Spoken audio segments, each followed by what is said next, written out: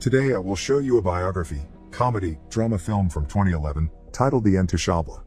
Spoilers ahead. Watch out and take care. One late night in Paris, Driss is driving his employer Philippe through the city. When waiting in traffic gets too boring, Driss breaks the speed limit and begins driving quite fast, dodging other cars and not caring about traffic signs. This causes the police to go after him, and Driss bets €100 that he can lose them, but after driving under a bridge, the cops catch up by ambushing them from both sides. Driss doesn't look too worried though, and this time, he bets €200 that he can get them an escort. The cops make him leave the car and he starts acting then, behaving offendedly and telling them Philippe can't move and he was taking him to the hospital. The officers find proof of this when they find the wheelchair in the truck and, when approaching Philippe, they see him convulsing, which is also an act. Seeing as it's an emergency, the cops forgive Driss for breaking the speed limit and offer themselves as escorts on his way to the hospital.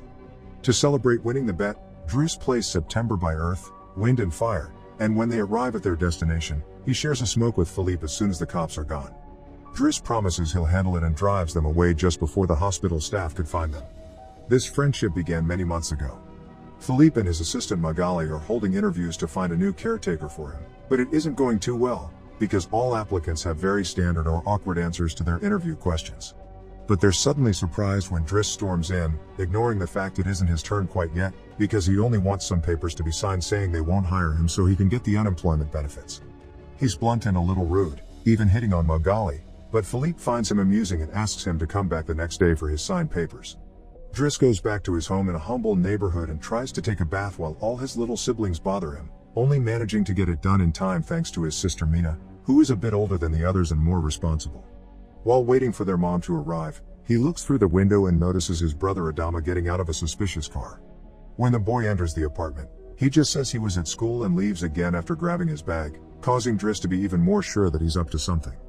In the evening, his mom arrives, and he gives him a Fabergé egg he stole and tells her he's been away on vacation when she asks. She isn't happy to see him though, because he disappeared for 6 months and never called, and now he's shown up out of nowhere as if her home was a hotel.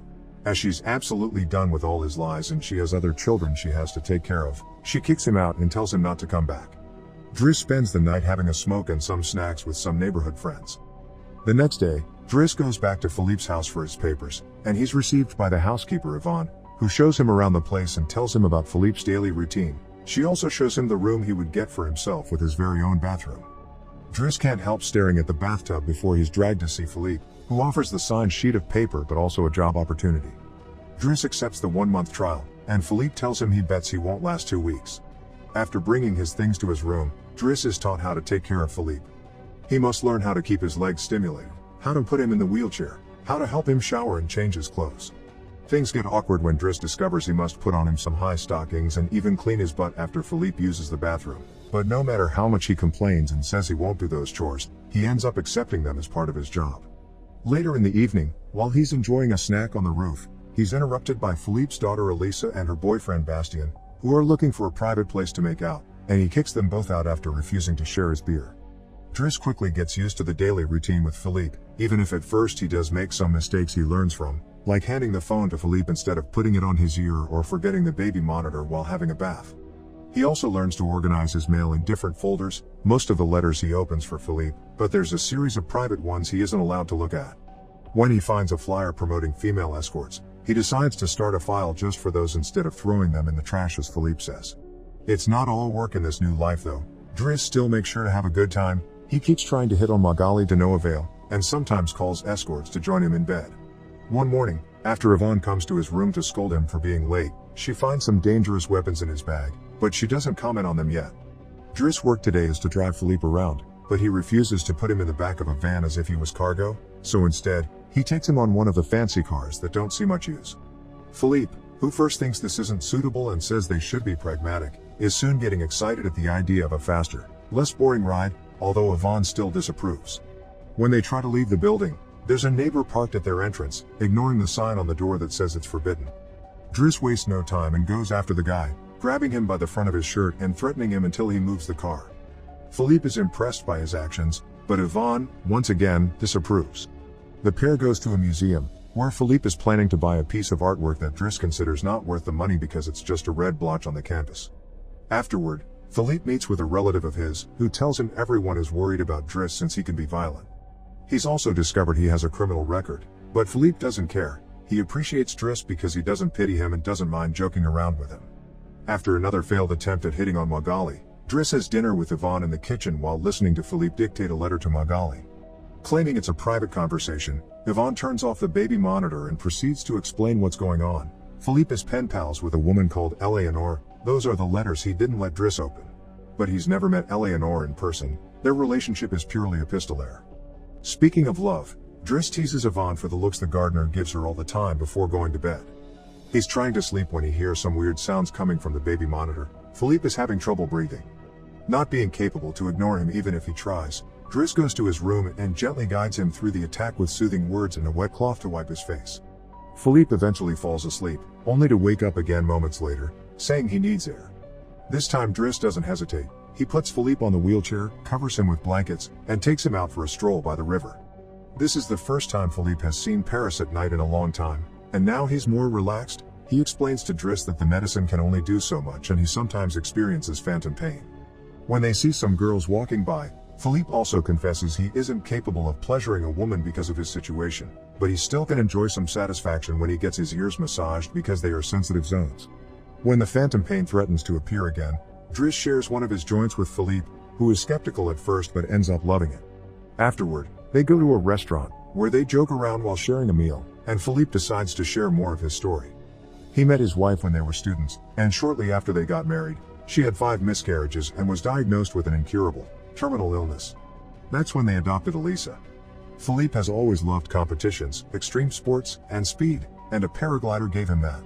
It was during a paragliding session that bad weather caused him to crash and break his vertebrae, although he still thinks his real handicap isn't the chair but living without his wife. After joking around some more, Philippe remembers the date and realizes Driss has passed his 1-month trial, so he's now officially hired. But he needs to start by bringing back the Fabergé egg he stole because it was a gift from his wife. She would give him one every year, and he has exactly 25, matching their time together. The next day, Driss goes to talk to Mina when she's leaving school, who is a bit offended because he hasn't been answering her messages except to ask her to look for the egg. She also tells him about some cops that have been calling their home. Afterward, he visits Adama, who confesses he was found with 30 grams on him. Driss wants to take him to lunch, but Adama refuses and instead gets in the same suspicious car from before. Later on, Driss is allowed to be present while Philippe dictates his letter for Eleanor to Magali. He thinks this purple prose is very boring and that Philippe should be more direct. He's also baffled to hear that this has been going on for 6 months and they never exchanged pictures. When he finds her phone number on one of the letters, he takes it as a sign and calls her, obliging Philippe to take the phone and finally speak to her outside the written word. Their conversation goes so well, Philippe is now on the phone with her all the time, even right before he and Driss attend the opera, during which Driss laughs and makes fun of the costumes. The next day, Driss convinces Philippe to accept to exchange pictures with Eleanor and chooses one of him in the wheelchair. Afterward, while he's painting, Elisa bursts into his room to ask him for cigarettes and makes fun of him for trying to be artistic. Getting angry, he kicks her out before going to see Philippe, who is currently asking Yvonne to change the chosen picture for one of him when he wasn't quadriplegic. She hides the picture inside the escort file right before Driss burst in, complaining about Elisa and telling Philippe he needs to discipline her, something Yvonne agrees with. Philippe agrees to talk to her, but he's mostly surprised when Driss lets it slip that he's been painting. Days continue to pass, and the friendship between Philippe and Driss continues to grow. Driss takes him to play in the snow and brings him with him when he goes out for a run. Philippe gets him his first suit and scolds his daughter while Driss listens to him through the baby monitor. When Driss finishes his first painting, he shows it to Magali, who slaps him when he tries to kiss her. Philippe, however, likes the painting and promises he'll try to sell it. The two of them have a great time with each other, enjoying things like getting a faster car, sharing joints, and even hiring escorts together. When Philippe's birthday comes, he isn't very excited about it. Every year, he pretends to be surprised that they're throwing a party and has to meet with all these relatives that only come to see him on the date to check he's still alive. Philippe says it'll all be rather boring. While he and the guests enjoy some live classical music, Driss searches for Elisa, who is crying in her room after having taken some of Yvonne's pills, which won't kill her as she expected. The reason why she's sad is that Bastien broke up with her and called her a tart, so she asks Driss to talk to the boy, which he accepts to do for a price. Meanwhile, Philippe is showing Driss painting to his relative and manages to convince him to buy it for 11,000 euros. Driss goes back to the dining room and chats with Yvonne, who tells him Magali is in a relationship with someone named Fred, but things are rather rocky at the moment, giving Driss hope. As the party begins to die down, Philippe makes Driss listen to some of the most important songs in classical music history, but he can only joke in response. After the band is done, he brings his iPod and plays Boogie Wonderland by Earth, Wind and Fire before he starts dancing right in the middle of the floor. He's an incredible dancer and he even convinces the rest of the party to join him and dance with him, which Philippe enjoys watching.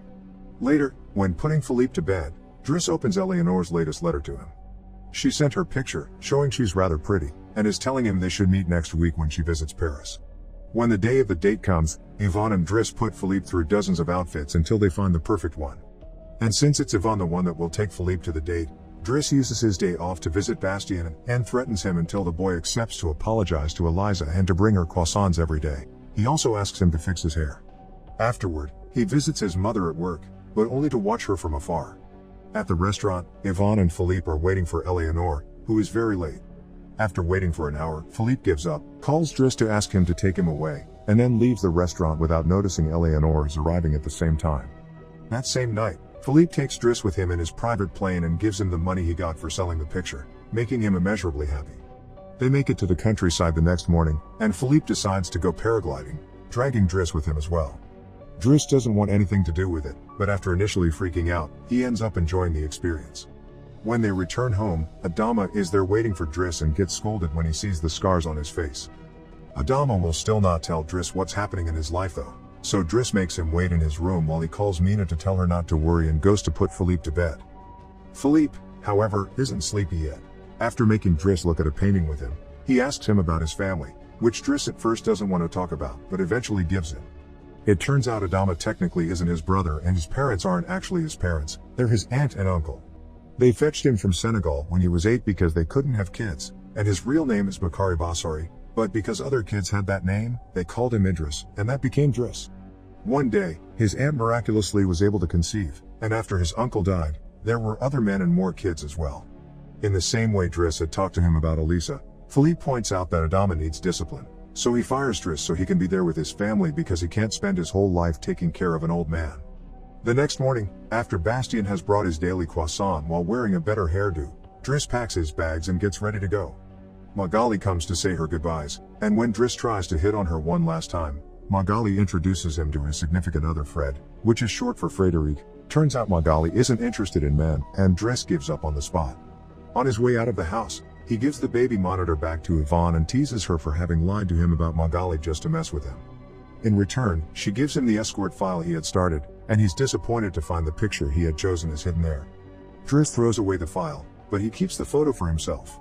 Once outside, he finds a car once again blocking the entrance, so he asks him to move away even if he doesn't work there anymore. When Adama calls him out for it, Driss says it's a matter of principle.